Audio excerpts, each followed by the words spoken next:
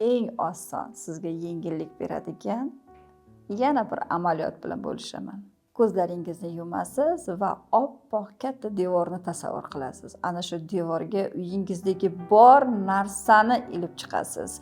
Uyingizdagi oshxonadagi, ayvondagi, omborxonadagi hamma narsani ilib chiqing va ko'zingizni oldiga sizdagi bor narsa, holat namoyon bo'ladi.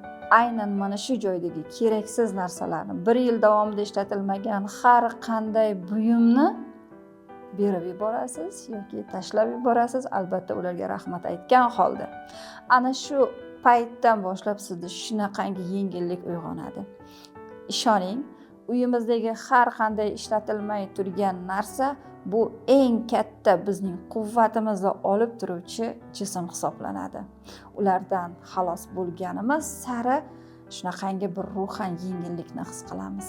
Siz qachondir kerak deb olib qo'ygan narsalar aslida sizga bugun kerak bo'lmadimi? Hech qachon kerak bo'lmaydi.